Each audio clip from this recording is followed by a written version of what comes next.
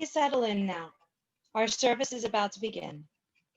Good morning, everyone, and welcome to the Unitarian Universalist Congregation of the South Jersey Shore, a welcoming and inclusive faith community.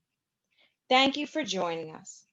We who bring a teaching of hope, we who bring a saving message, who welcome all in our doors, the joyful, the heartbroken, atheists and Christians, Muslims and Jews, straight and gay, lesbian, bisexual, queer, transgender, all who are seeking, searching, looking for more meaning, more service, more love. All of us gathered here together. My name is Allison Maxfield, and I'm your worship associate this morning. I'm a friend of the congregation. Our worship service today is led by our minister, Reverend Dawn Fortune. Video of the service and a printable copy of the sermon will be available on our website and Facebook and the Facebook page later today. If you care to tweet during today's service, you can use the hashtag UUCSJS. If you are hard of hearing, closed captioning of the whole service is available on the YouTube recording that will be posted this afternoon. If you are joining from a computer or a smartphone, you are encouraged to type any joys or concerns in the chat box area on your screen. In most platforms, it can be accessed by a chat icon at either the top or bottom of the page, and the chat section will open where you can leave a comment and see what others have said. Please remember that this video will be on the internet, so do not share information that is best kept private.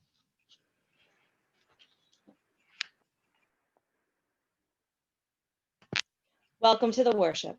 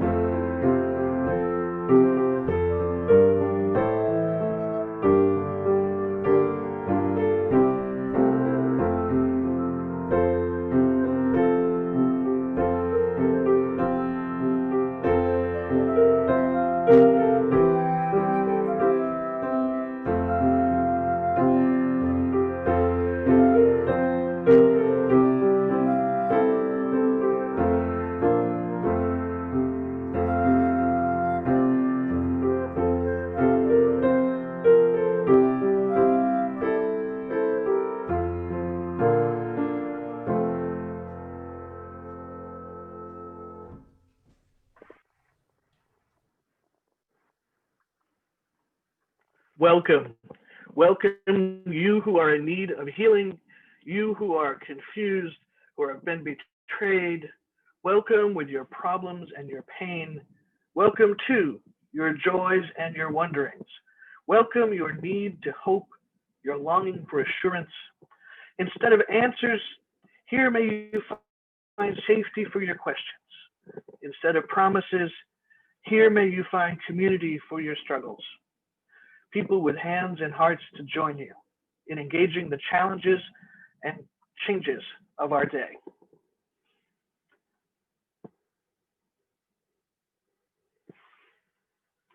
Our open, right, chalice lighting. Give me 2 weeks off and I don't know what I'm doing. Good morning, folks. I've missed you. Our chalice lighting this morning, the words come from my friend and colleague, Reverend Leslie Takahashi, who serves our congregation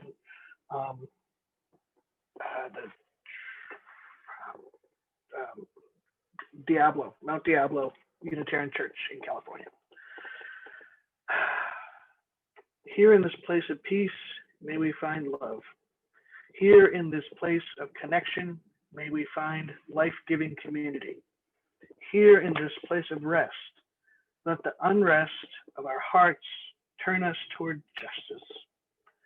Here in this space made sacred by memories of connection, let us each feel ourselves part of the new that grows from the old in the spiraling unity of years.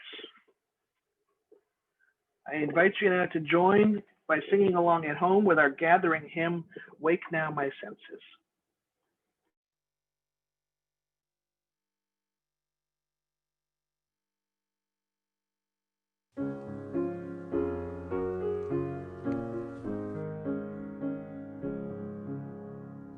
Wake now my senses and hear the earth call. Feel the deep power of being in awe. Keep with the web of creation your vow. Giving, receiving as love shows us how. Wake now my reason, reach out to the new. Join with each pilgrim who quests for the true. Honor the beauty and wisdom of time. Suffer thy limit and praise the sublime. Wake now compassion, give heed to the cry. Voices of suffering fill the wide sky. Take as your neighbor both stranger and friend, praying and striving their hardship to end. Wake now my vision of ministry clear. Brighten my pathway with radiance here. Mingle my calling with all who will share. Work toward a planet transformed by our care.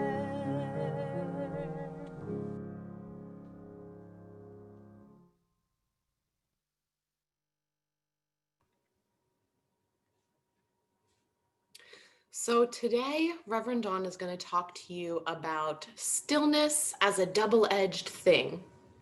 And if you entered our virtual worship this morning early enough, you got to see that beautiful image that Marianne found to accompany the announcement page.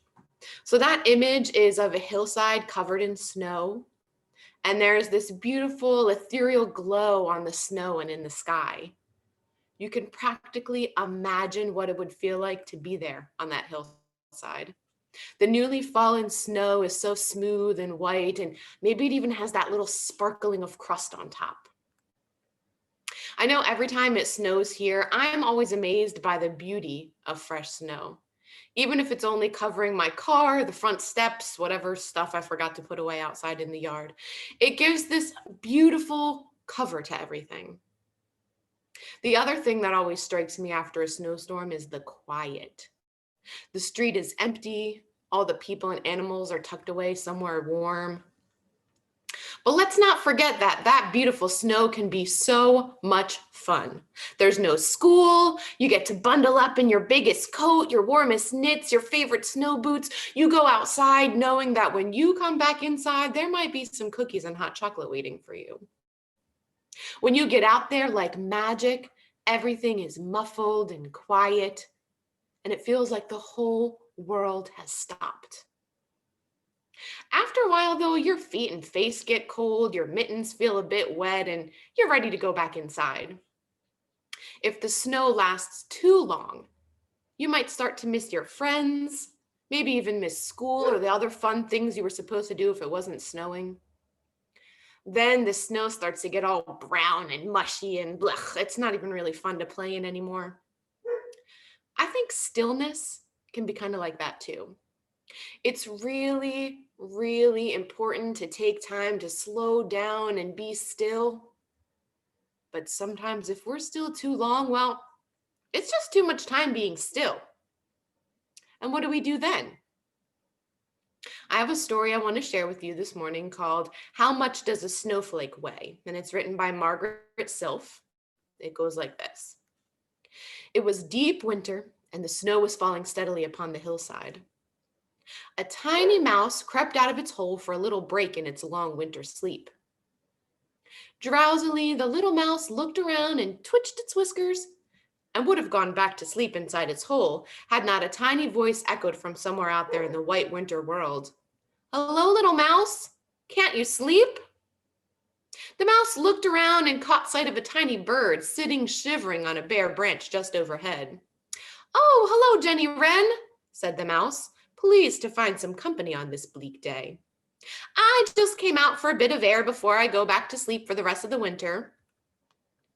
But it was so good to find company that for a while the mouse and the wren just sat there together, huddled beneath the lowest branches of a pine tree, watching the snow falling and enjoying some conversation. How much do you think a snowflake weighs? The mouse asked the wren suddenly. A snowflake? A snowflake weighs almost nothing, the wren replied. A snowflake is so insignificant, it carries almost no weight at all.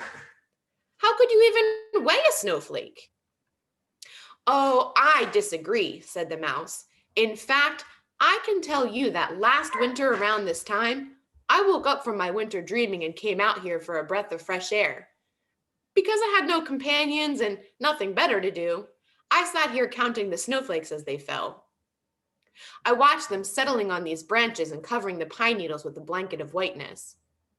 I got as far as 2,492,359. And then when the very next snowflake fell and settled on the branch dropped right down to the ground. So you see, that one last snowflake weighed enough to make the branch fall down and all the snow slide off. So a snowflake must weigh something, and that can make a difference. And you know, I think too much stillness can be just like too much snow. We might be okay at first. It might even be something we enjoy, and that's wonderful. But after a while, we might feel a little irritated, impatient, maybe even a little lonely or sad. And those feelings of sadness and loss, they might start building up just like the snowflakes in our story until they're so heavy, you feel like you might break. What do we do then? The answer is different for each person, and it's really important that you figure out what gives you comfort and strength when you need it. The first thing is to acknowledge how you're feeling and to talk about it with a trusted friend. Then figure out what makes your heart feel lighter. It might be drawing, writing, singing, reading, building things, playing games. And remember that winter is an important part of nature, but it doesn't last forever. And either does stillness. And now I turn you over to Allison for our joys and sorrows.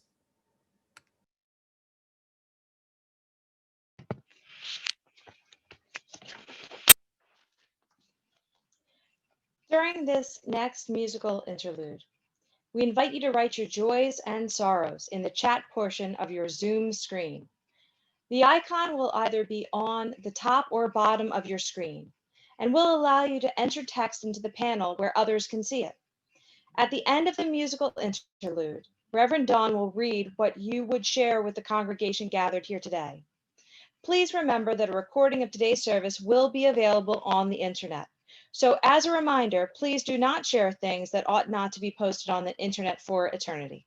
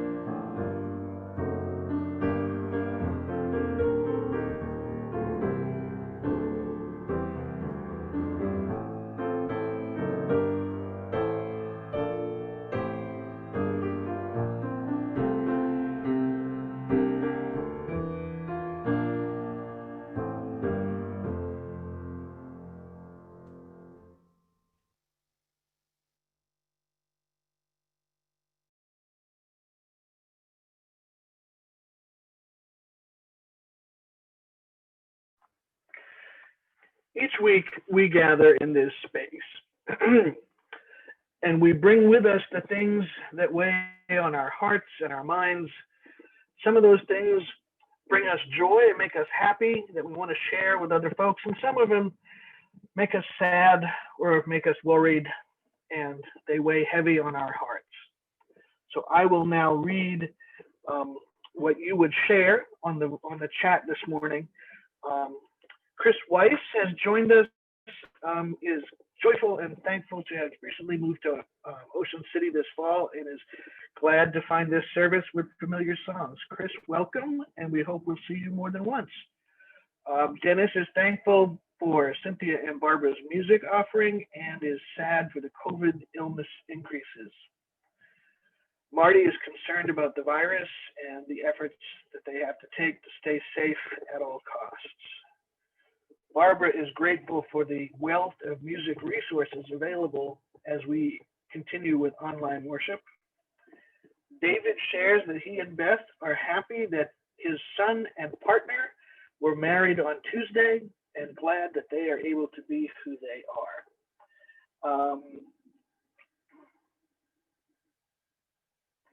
Allison Maxfield says hi to Sheila and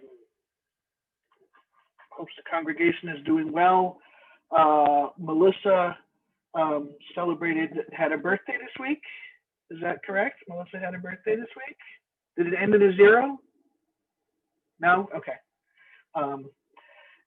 And celebrated another trip around the sun this week. Sorrow that we won't be able to join our son Colin's next trip around the sun later this month because Colin is in California.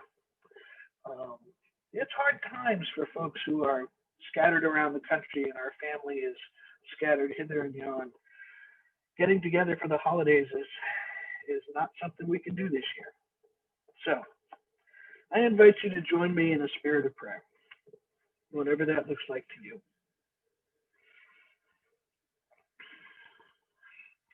Holy One, we offer these joys and sorrows into your care. This week, we celebrate with those who have joy, we worry and share concern with those who are sad and who have things that are bothering them. We celebrate that Kit had a birthday this week as well, that ended in a 0.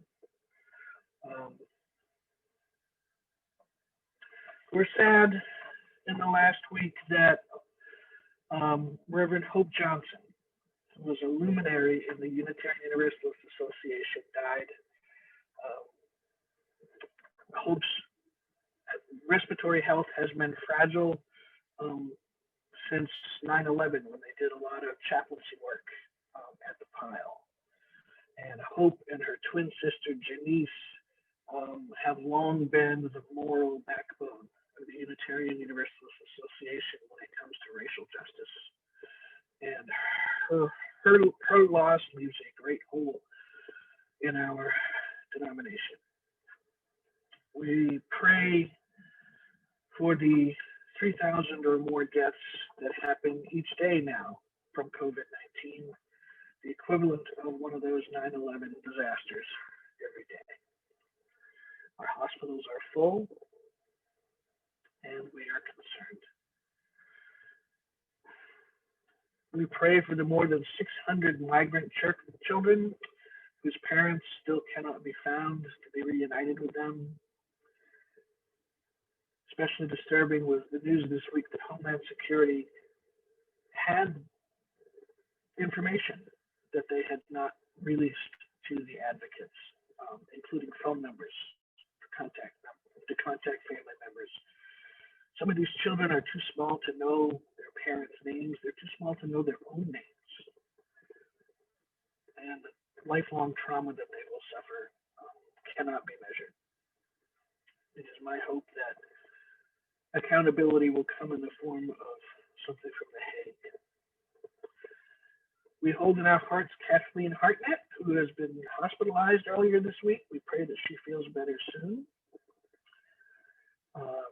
I am grateful for the wonderful little package of cookies that showed up on my doorstep yesterday as I was working from Margaret Circle. They may have been breakfast this morning. And we also hold in our hearts the community of the historic Middle Collegiate Church in the East Village in New York City.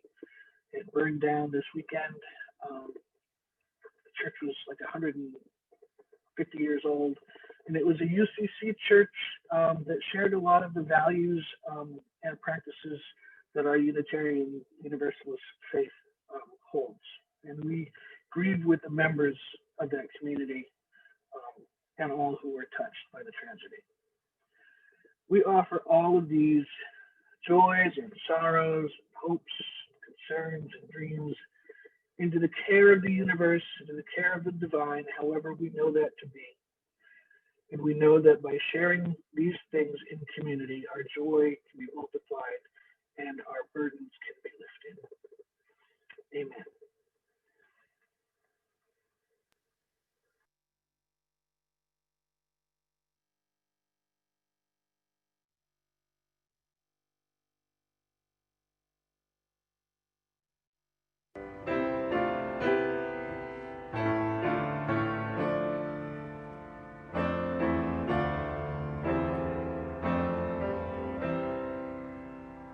Dark of winter, soft and still, your quiet call surrounds me. Let my thoughts go where they will, ease my mind profoundly, and then my soul will sing a song, a blessed song of life eternal, gentle darkness, soft and still. Bring your quiet to me. Darkness, soothe my weary eyes, that I may see more clearly. When my heart with sorrow cries, comfort and caress me. And then my soul may hear a voice, a still small voice of love eternal. Darkness, when my fears arise, let your peace flow through me.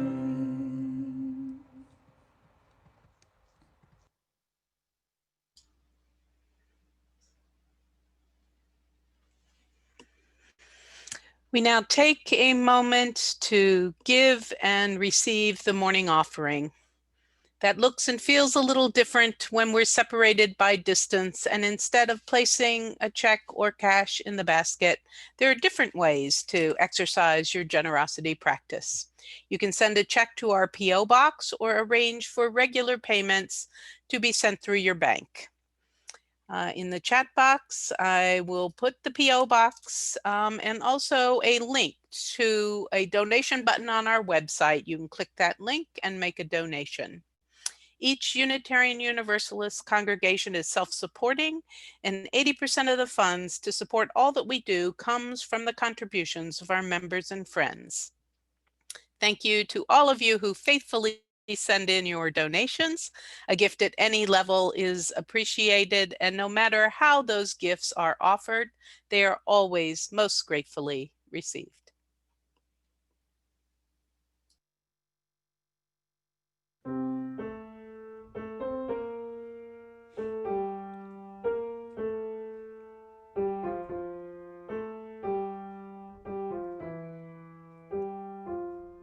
From you I receive, to you I give. Together we share, and from this we live.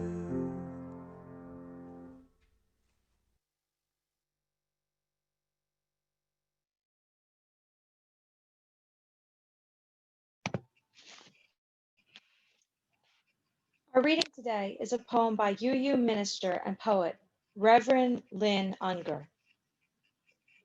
Breathe. Breathe, said the wind. How can I breathe at a time like this, when the air is full of smoke, of burning tires, burning lives? Just breathe, the wind insisted.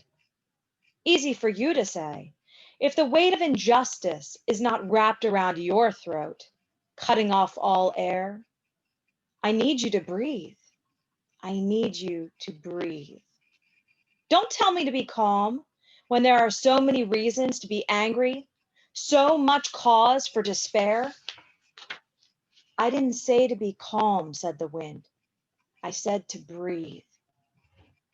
We're going to need a lot of air to make this hurricane together.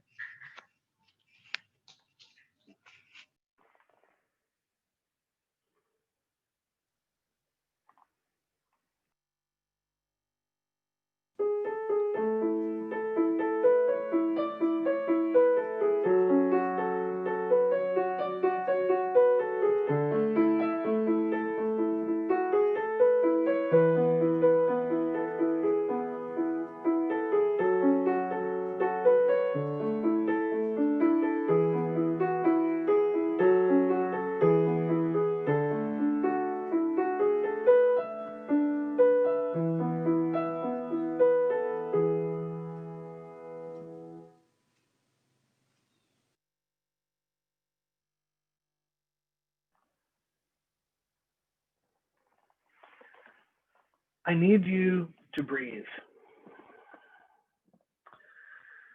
Stillness is not always within reach these days, so I need you to breathe. Stillness really seems like a lovely concept, but I'm not sure I have experienced or witnessed stillness since sometime in March or April.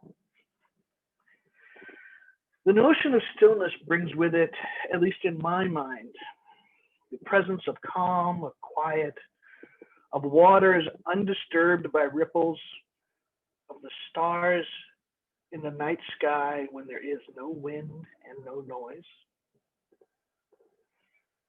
A ministerial colleague of mine, who is also parenting 4 children under the age of 8, scoffed at the notion of stillness.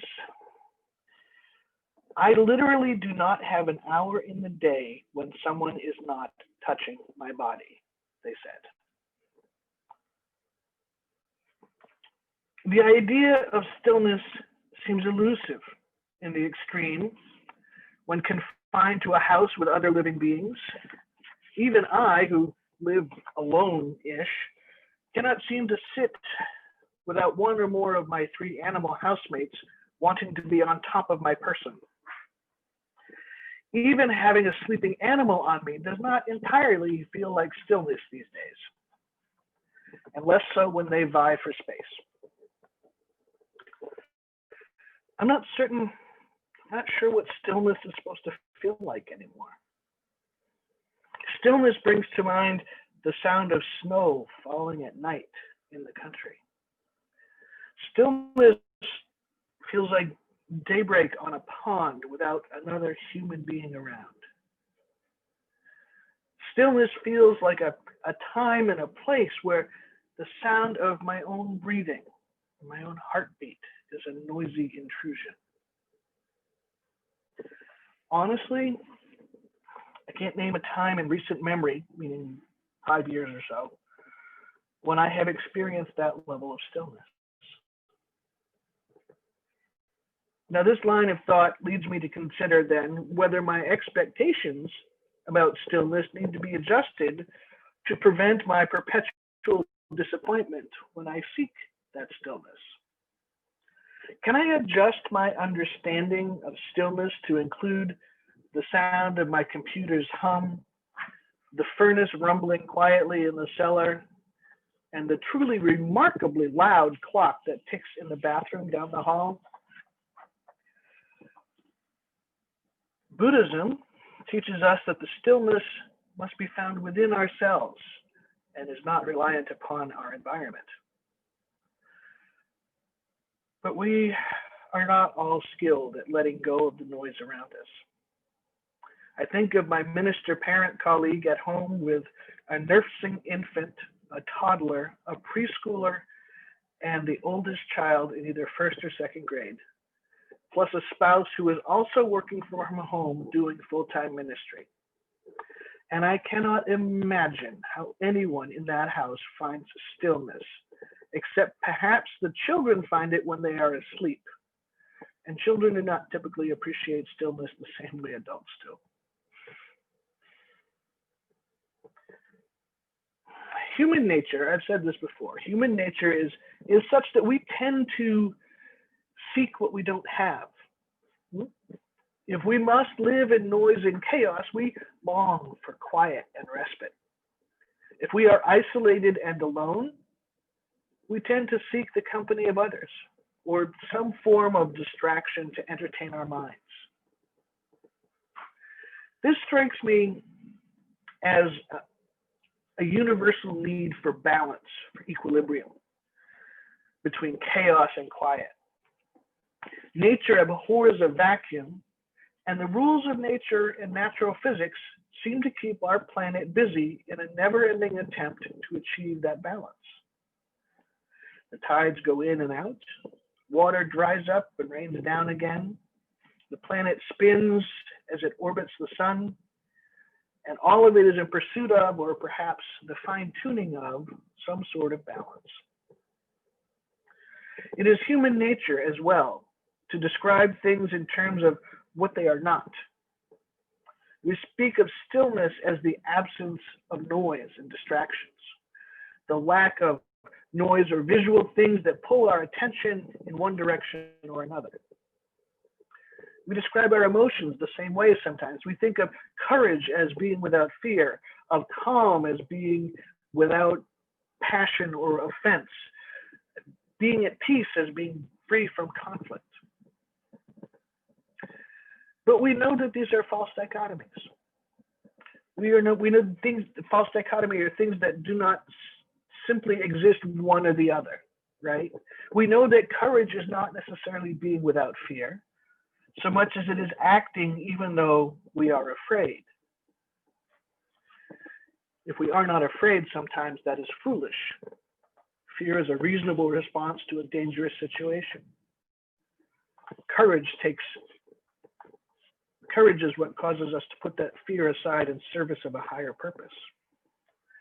We also know that a person can be calm while feeling intense passion or outrage. And we know quite well that being at peace does not mean that we must be free from conflict. Seemingly contradictory things can be true at the same time. So let's look again at stillness. The natural next step in this discussion would seem to be to conclude that if we can be calm while passionate and courageous while afraid, that we should be able to be still amid the chaos, right? And to this I say yes, and. Yes, it is possible to achieve stillness amid noise. And it is much easier to achieve that stillness with a little space to breathe. Every beginner's meditation manual or lesson that I have ever seen says something like, set aside some time to devote to your meditation.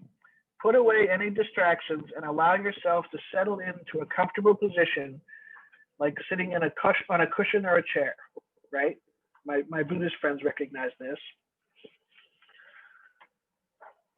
Only now we're all stuck in the house. More so here than in southern areas where the weather is warmer, and finding time and space that is not already occupied can be a real challenge. The very real experiences of sheltering in place make the pursuit of stillness both more difficult and more necessary. The distractions are extreme right now. This pandemic, this presidency, this election season that seems as though it will not end, this economy. The only reason we do not see ourselves in the same light as those old images of bread lines from the Great Depression. You know the ones I'm talking about, the grainy black and white pictures of the people lined up on the sidewalks in the cities to get bread. The only reason we don't see ourselves in those images now is that people are lining up in cars. They're still lining up. Lines of cars are stretching for miles to receive necessary donated food. Now, in the early 20th century, during the Great Depression, only the very wealthy had automobiles. Today, most US residents either have a car or have access to one. Those old photographs show men lined up in long black wool coats and hats. That was the standard uniform of the day. Today, the uniform is our car. That's how we get around. But the reality is the same. We are in bread lines. There are people on the corner saying, we'll work for food. And if we aren't in the bread lines, then our neighbors are. Millions of people are out of work. Millions more are forced to work because they are considered essential employees, making minimum wage as cashiers in grocery stores and department stores. Everyone is stressed. Everyone is scared. And everyone is tired. And everyone is really tired of being stressed and scared. Seeking stillness now means we're going to have to work uphill to get past all of those stress barriers to begin to settle. The scared parts of our brains tend to have veto control over the more logical parts. And to get to a place where we can seek stillness, we must first get to a place where our brains are not concerned about being eaten by a saber-toothed tiger, you know, that ancient part of our brain that has kept us alive for so long. We need to feel at least a little bit safe in order to seek stillness. We need room to seek stillness. Room not like physical space, although that helps, but room meaning capacity in our lives, bandwidth in our energy. We need room to breathe, which means that seeking of stillness for rejuvenation, for filling our spiritual battery packs is as much more challenging as it is more challenging to get through our day. Depending on which theory you subscribe to, there's plenty of them out there. Living whatever is your normal life right now under the kind of stress we are experiencing requires anywhere from twice to 10 times the amount of energy we would normally expend on living that life. Think about that. It's no wonder we're tired. Getting through work is harder. Cooking is harder. Doing laundry is somehow more difficult, even if it is entirely composed of sweatpants and t-shirts. A trip to the grocery store is exhausting. So thus, it makes sense that our spiritual self-care practice is also going to require more effort. And it also means that that spiritual self-care practice is that much more important. Imagine if you took your car on a long trip. You drove across the continent in 2 days and then drove up and down all the hilly grades and scenic mountain roads in the Rocky Mountains. Your car would probably need some special care during and after that, would you think? You'd want to check the brakes and the tires and the transmission fluid and the coolant and all the rest of that stuff a little more frequently. You'd want to schedule an oil change sooner rather than later than the standard 3,000 to 5,000 miles, right? I mean, that's some pretty hard driving. And on that trip, away from home, staying in hotels on the road, in unfamiliar places, doing that maintenance would be more of a hassle than it normally is. And again, that makes it all the more important that it gets done. Well, our bodies and spirits right now are going through a similar kind of stress. This adventure started out as an impromptu road trip we weren't necessarily prepared or packed for, but we stopped at the Wawa and picked up some road snacks on our way out of town. We expected to be back in a few weeks when the pandemic was over. Remember that? We won't be gone long. Only now we find ourselves somewhere on the Trans-Canadian Highway with no sure destination and no clue how long before we can rest. We've run out of beef jerky and trail mix, the tires are bald, the oil hasn't been changed since God knows when, and the engine light keeps coming on. Now, some of us have been able to stop at a Jiffy Lube along the way and get an oil change, but the fact remains that we never expected our cars, in this case, our bodies and our spirits, to have to endure this kind of treatment for this kind of time. Some of us are really wishing we'd stopped at the last small town and gotten some of this stuff taken care of, and maybe picked up some blankets and matches just in case while we're at it. The idea of stillness right now seems elusive at best. Don't tell me to be calm when there are so many reasons to be angry and so much cause for despair. I didn't say be calm, said the wind. I said to breathe. We're going to need a lot of air to make this hurricane together. Oh, right. We don't have to be calm. We need to breathe. We don't have to achieve perfect stillness. We need to breathe. We don't need to buy a whole new car. We need a checkup and some basic maintenance. And that is maybe not as hard as we fear. I need you to breathe, right? We do this all the time. We breathe in and we breathe out, right? We breathe in and we breathe out. Once more, we breathe in and we breathe out. I need you to breathe. Yes, things are bad. Things are scary. But I need you to breathe. I need you to live. When this madness is over, and I promise it will be, I need all of us to be here, alive and present, and ready to gear up for whatever's next. I need you to breathe. We're going to need a lot of air to make this hurricane together. Keep breathing. Keep breathing. And may our breathing be our practice and our prayer. Blessed be and amen.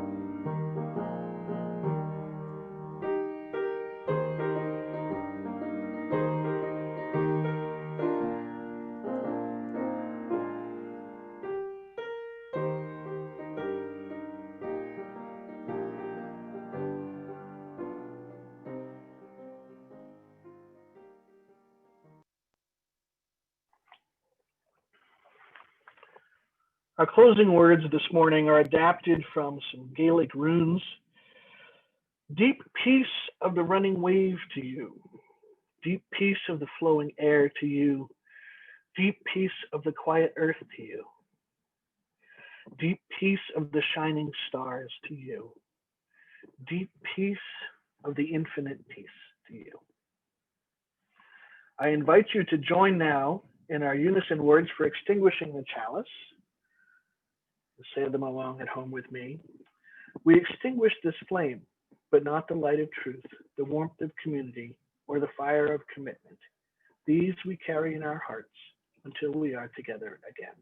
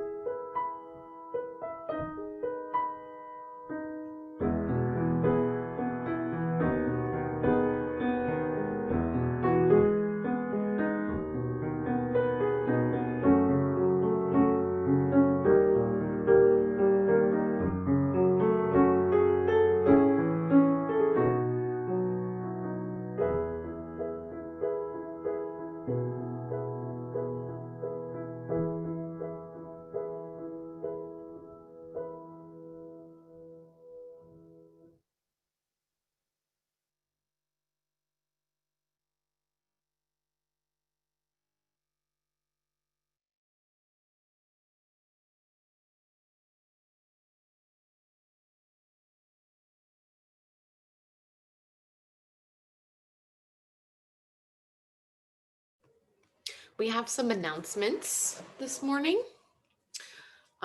Reverend Dawn is available for pastoral care appointments Wednesday through Friday, 10 a.m. to 3 p.m. We need some help celebrating the holidays together by recording a short video for our Countdown to Christmas holiday YouTube playlist. We still need videos, so make sure you send them in to me today or this week. I'm excited to see some are coming in, and I'm ready to put them out there for you guys all to see them.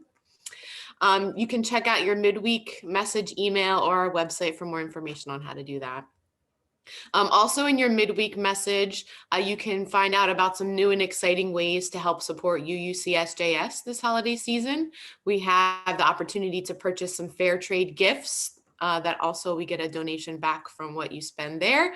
And the children and youth of UUCSJS are making some holiday cards. So if you're a sender of holiday cards, you can purchase some of those with a donation to our congregation.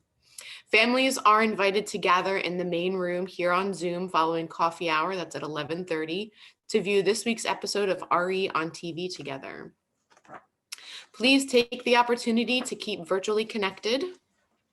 We have some events scheduled this week. Heartfulness meditation is on Monday, Wednesday, Thursday, and Saturday. The Buddhist Sangha is on Tuesday, and we have all ages game night on Friday evening. You can visit our website and check out the calendar for more information on those events. If you need to schedule a meeting or an event, please reach out to the admin at uucsjsadmin@gmail.com for use of the Zoom room or to be added to that calendar that you just saw. We warmly welcome all of you who are visiting us today. Please stay and socialize in our online social time so that we can get to know each other better. Now let's share in a moment of silent reflection to consider today's message and the meaning it has in our lives.